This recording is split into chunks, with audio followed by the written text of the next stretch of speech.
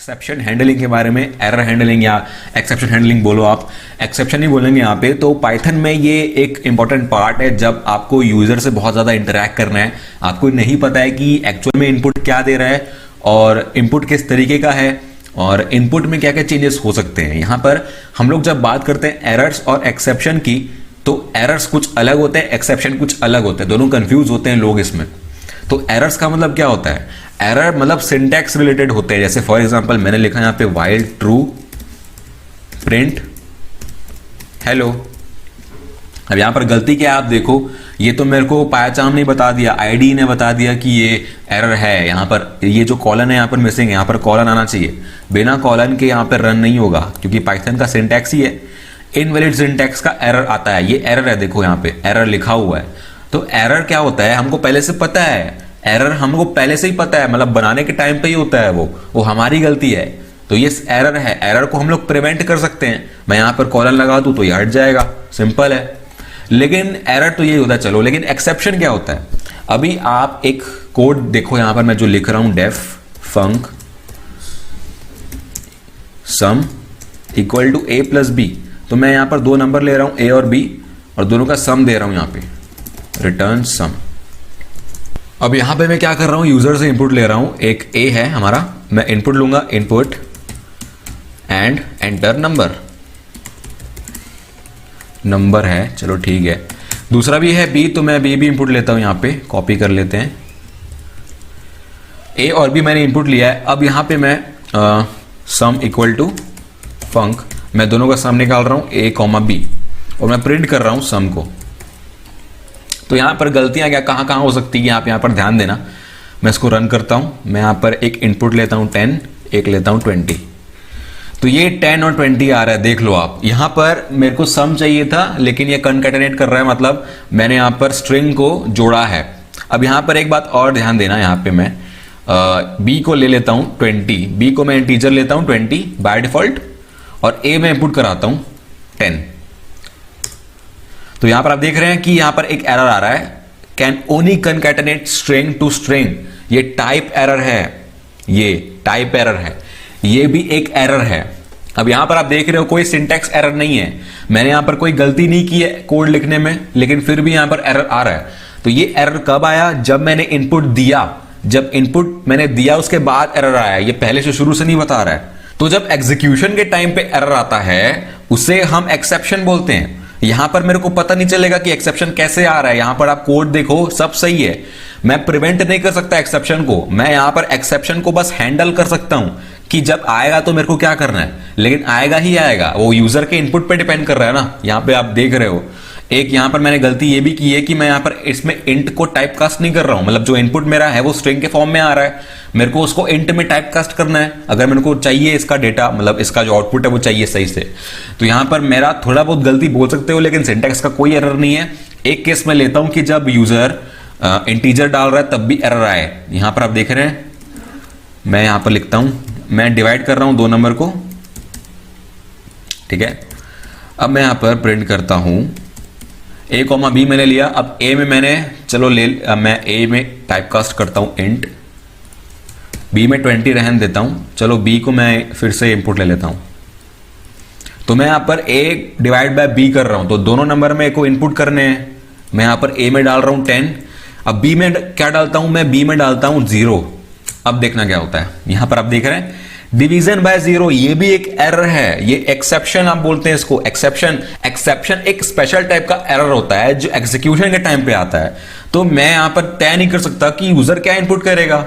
बहुत सारे केसेस हो सकते हैं, कोई फाइल अगर मेरे को ओपन करनी है और वो प्रेजेंट ही नहीं है, या कहीं मेरे को रिक्वेस्ट करनी है वो एग्जिस्ट नहीं करता, या डीएनएस का जो कॉल है वो फेल हो जाता है, या नेटवर्क में कुछ दिक्कत आ जाती है। तो इन सब के बारे में जो एग्जीक्यूशन के टाइम पे हो रहा है वो सारे एक्सेप्शन होते हैं। अब इसको मेरे को हैंडल करना है, मैं इसको प्रिवेंट नहीं कर सकता ना, मेरे ऊपर नहीं है, तो इसको मेरे को हैंडल करना है। तो इसलिए हम लोग एक्सेप्शन हैंडलिंग यूज करते हैं इन सारे एरर से बचने के लिए और कुछ काम करने के लिए। अगर उसके एक्सेप्शन आता है तो क्या करना है अपन को। यहां पर आप देख रहे हैं मैं डिवाइड बाय 0 नहीं कर सकता, ठीक है। अब यहां पर आप एनालाइज करो कि एरर कहां पे आ सकता है, एक्सेप्शन कौन सी लाइन पे आ रहा है, आपको ये देखना है। तो यहां पर मैं देख रहा हूं कि ये जो फंक्शन है ना, ये वाला जो लाइन है, इसमें मैं डिवाइड कर रहा हूं और वो वैल्यू स्टोर कर रहा हूं div में। तो अगर इस लाइन पे मेरा इंटरप्रेटर आता है और अगर b में 0 है तो इस लाइन से रेज होता है एक्सेप्शन। ये एक्सेप्शन रेज करता है, मतलब उठाता है और मेरे को आउटपुट में दिखता है और फिर प्रोग्राम एग्जीक्यूट होना बंद हो जाता है। तो ये मेरा जो लाइन है यहां पर पोटेंशियली एरर आ सकता है। ये मैं एज्यूम करके चल रहा हूं कि जो मेरा एक्सेप्शन क्रिएट करेगा वो ये लाइन है। अब इस लाइन को मेरे को प्रिवेंट करना है कि तू एक्सेप्शन मत दे, तू रन हो, कुछ तो तू प्रिंट कर, कुछ तो तू कर। तो यहां पर मैं क्या दूंगा, एक्सेप्शन में, एक्सेप्शन हैंडलिंग में 3 तरीके के बेसिक हम लोग कीवर्ड्स पढ़ते हैं या ब्लॉक्स पढ़ते हैं। सबसे पहला है यहां पर ट्राई। ट्राई के अंदर क्या आएगा, ट्राई के अंदर वो सब कुछ आएगा, यहां पर मैं लिख देता हूं, anything which can produce an exception. जिस भी कोड में आपको लग रहा है कि एक्सेप्शन आ सकता है, कोई भी कोड हो सकता है वो, तो उस केस में आप उसे ट्राई के अंदर डालोगे। ठीक है, अब अगर आप ट्राई डाल रहे हो तो आप सपोज्ड हो कि आप एक्सेप्ट भी डालोगे। एक्सेप्ट क्या होता है, यहां पर दूसरा जो कीवर्ड है, जो ब्लॉक है, वो है एक्सेप्ट। अब एक्सेप्ट क्या करता है, यहां इसके अंदर आप क्या करते हो, हैंडल दी एक्सेप्शन। अब हैंडल कर रहे हो एक्सेप्शन को। हैंडल करना मतलब क्या होता है, मतलब एक्सेप्शन आता है तो मेरे को क्या करना है, अगर इस ट्राई ब्लॉक के अंदर कुछ एक्सेप्शन आएगा, कुछ एरर आएगा, तो जो कंट्रोल है वो डायरेक्टली एक्सेप्ट पे जाएगा। अब एक्सेप्ट में मैं पर्टिकुलर टाइप ऑफ एक्सेप्शन भी दे सकता हूं। बहुत सारे टाइप के एक्सेप्शन होते हैं हमारे पास, आप पाइथन के डॉक्यूमेंटेशन में पढ़ सकते हैं। यहां पर मेरे पास एक एक्सेप्शन होता है, अगर आप आईडीई यूज कर रहे हैं तो आपके पास यहां पर पहले से सजेशन आ जाएंगे। यहां पर एक एरर था, टाइप एरर, ये देखो यहां पर आ रहा है। मेरा जो प्रोग्राम है वो डिवाइड बाय 0 एरर प्रोड्यूस कर रहा है, तो मैं डिवाइड बाय 0 लिखता हूं, 0 डिवीजन एरर। तो यहां पर मेरे को 0 डिवीजन एरर आता है तो ये एक्सेप्ट ब्लॉक के अंदर आएगा। अब इसके अंदर मेरे को क्या करना है ये मेरे ऊपर है। तो मैं यहां पर प्रिंट करता हूं डिवीजन बाय 0 कॉट। तो अगर इस लाइन पे एरर नहीं आता है तो ये जो ब्लॉक है वो रन नहीं होगा, यहां पर नहीं जाएगा। अगर आता है तो ही ये रन करेगा। और यहां पर मैंने जो एक्सेप्शन का टाइप दिया हुआ है, एरर का टाइप दिया हुआ है, अगर वही एरर है तो रन होगा। लेकिन जनरिक केस में आप यहां पर कुछ नहीं दोगे तो वो सारा का सारा एक्सेप्शन हैंडल कर लेगा। एक पर्टिकुलर टाइप का करना है तो आपको यहां पर स्पेसिफाई करना पड़ेगा। अब यहां पर अगर एक्सेप्शन नहीं आता है तो मेरे को क्या करना है, एक्सेप्शन नहीं आता है तो आप यहां पर एल्स दोगे। ये एल्स तब रन होगा जब कोई एक्सेप्शन नहीं आता है, जब सब कुछ सही चल रहा है। तो मैं यहां पर प्रिंट करता हूं ऑल इज वेल, यहां पर मैं ओके ऑल। तो अब इसको रन करके देखते हैं कि एक्चुअल में काम कैसे करता है। नंबर मैंने एंटर किया, ए है 10, बी है 20। चलो मैं एकदम सही वाला केस ले रहा हूं, 10, 20, ऑल इज वेल। देखो एक्सेप्शन नहीं आया है तो इसलिए एल्स पे गया है। अब मैं इसको फिर से रन करता हूं, 10, बी में देता हूं 0। देखो यहां पे एक एरर आ रहा है, डिवीजन बाय 0 कॉट तो आया है, चलो ठीक है, ये एक्सेप्ट ब्लॉक के अंदर गया है। लेकिन यहां पर आप फिर एक पाइथन ने फिर से एक एरर दिया है मेरे को, अनबाउंड लोकल एरर। इसका मतलब क्या है, local variable referenced before assignment, मतलब डिव की वैल्यू मैंने असाइन की ही नहीं है, लेकिन फिर से मैं बाहर इसको रिटर्न कर रहा हूं। तो इसीलिए मेरे को ट्राई के अंदर डालना है, तो पहले मेरे को कुछ इनिशियल वैल्यू देनी पड़ेगी इसको, क्या, ताकि ये डिफाइन हो पाए, तभी ये काम करेगा। अब ये सही काम करेगा। तो यहां पर आप देख रहे हो डिवीजन बाय 0 कॉट। तो अगर डिवीजन बाय 0 है तो मेरे को कुछ रिटर्न करना ही नहीं है भाई। मैं रिटर्न मतलब रिटर्न में फॉल्स कर सकता हूं, यहां पे रिटर्न फॉल्स।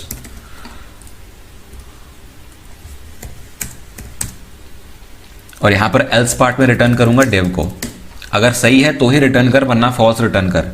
तो ऐसे हम लोग नॉर्मली एरर एक्सेप्ट करते हैं। डिवीजन बाय 0 है ये, और ये मेरे को मतलब ऐसा मैं सिंपल यहां पर जनरली लिखता हूं, कोई एक्सेप्शन अलग से नहीं दे रहा हूं मैं। तो इस केस में डिवाइड बाय 0 का एरर आ रहा है यहां पे, मैं इसको प्लस करता हूं। अब प्लस में क्या दिक्कत आएगी, यहां पर मैं इनपुट लेता हूं, वहां पर इंट लेता हूं। तो इंट और str का जो एरर है वो हमने पहले देखा है, तो यहां भी देख लेते हैं 20।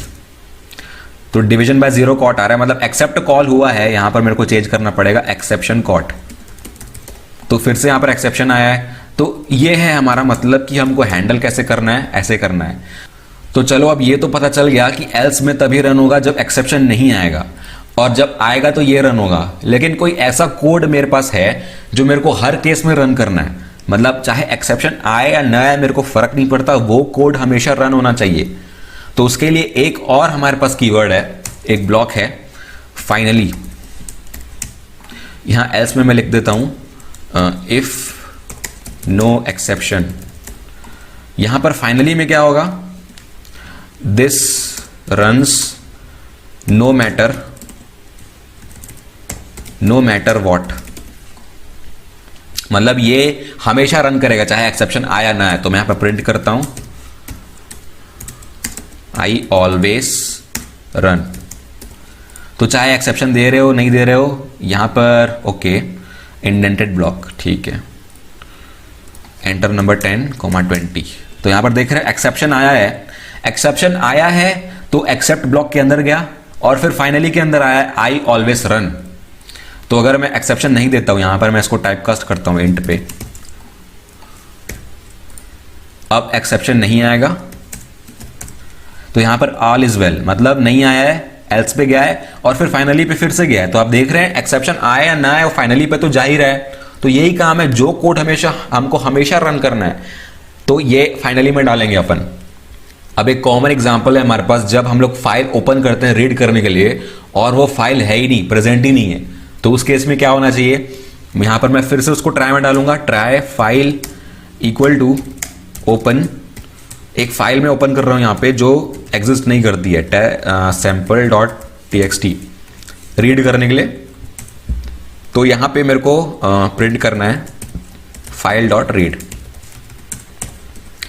अब एक्सेप्ट में क्या डालूंगा, मैं एक्सेप्ट करता हूं प्रिंट एक्सेप्शन। जनरल है ये, कोई मैंने स्पेसिफिक नहीं दिया यहां पर कौन सा एक्सेप्शन है। तो मैं एक फाइल ओपन करने की कोशिश कर रहा हूं, देखते हैं आउटपुट एक्सेप्शन कॉट। अब मेरे को पता नहीं चल रहा है किस टाइप का एक्सेप्शन है। अगर मेरे को ये पता करना है तो मैं यहां पर अलग अलग टाइप के एक्सेप्शन स्पेसिफाई कर सकता हूं। यहां पर मेरे को पता है कि फाइल एग्जिस्ट नहीं कर रही है, तो उस केस में कौन सा एरर आएगा, फाइल नॉट फाउंड एरर। तो ये फाइल नॉट फाउंड एरर है। अगर ये रन हो रहा है तो यहां पर मैं बोलूंगा file not found exception caught. Verify कर लेते हैं यहां पे file not found exception caught. और दूसरा एक और होता है, यहां पे मैं यहां पर मल्टीपल एक्सेप्ट भी दे सकता हूं अलग अलग एक्सेप्शन के लिए। तो यहां पर मैं दूसरा एक्सेप्शन डालूंगा। और दूसरा टाइप क्या होता है, जब हम लोग फाइल को रीड मोड में खोल रहे हैं और उसमें राइट करने की कोशिश कर रहे हैं तो उस केस में भी एरर आएगा, मतलब हमको परमिशन ही नहीं है जो हम लोग कर रहे हैं।